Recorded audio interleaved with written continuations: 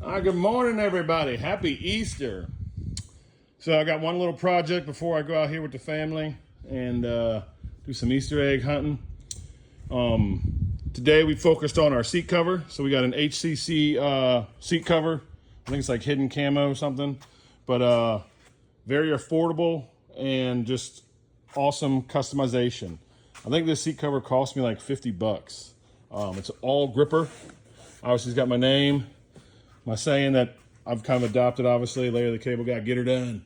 So my first seat cover install, which I'm pretty proud of. I don't see any wrinkles.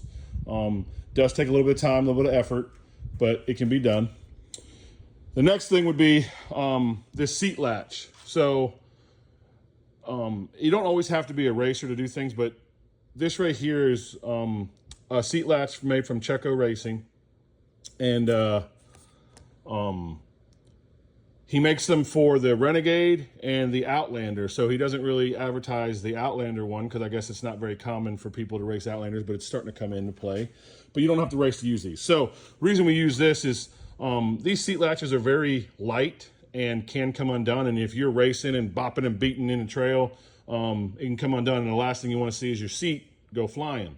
I know B&R also makes like a latch as well. But what I like what I like about this one is it's tethered to the bike, it's latched, it's not going anywhere, okay? The install of them is, it takes a little bit of effort, takes a little bit of time to do it, but if you take your time, it can easily be done. So you get the tether off, you lift it up, not a problem. So he labels them. Obviously, this one's for the seat. This one is actually nut and bolted to the bike. So what I had did is I mounted the first plate down in there. And you have to take the seat cover pieces off in order to do it because you got to lift it up, get underneath the foam, and nut and bolt it. I think you can rivet it, but I don't know if it'll hold, well, at least as good as the nuts and bolts. So I think there's a reason that he includes the nuts and bolts. So what I did is I kind of lined it up, and then I marked it because it was very hard to kind of get in there. And there might be another way, but I just kind of wanted to show people if they decide to do something like this, that's how I did it. So I kind of lined it up and I held it, and I took a Sharpie, you can see in there, I took a Sharpie and I kind of put it around that little notch. And when I held it there, I held it around the notch, so then when I got it up in here, I can kind of hold it at the notch and then drill my holes.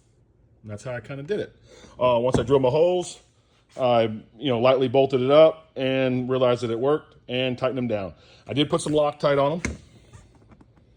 So now she is ready to go, guys. There's a little adjustment nut to kind of get your height, your desired height on this bolt. I'm trying to do everything one-handed, which obviously still can be done. And look at that. Boom, done. You do have to take the stock latch off. I think I threw it over here somewhere. And it comes out super easy. You just push it on the sides of the plastic in there, and they just, turn it, and it comes right out. So that is what's going on here in the Juan Racing Garage. Got one less thing to do. Got some nuts and bolts to tighten up, and then the front end to do, and then obviously I'm putting a light bar on here from Infinite Off-Road. And then I'm waiting on my graphics from Chuck Horton. But yeah, looking good. All right, guys, if you have any questions, but yeah, if you guys need a nice seat cover latch, hit up Rick and set you guys up. All right, guys, again, happy Easter. Take care.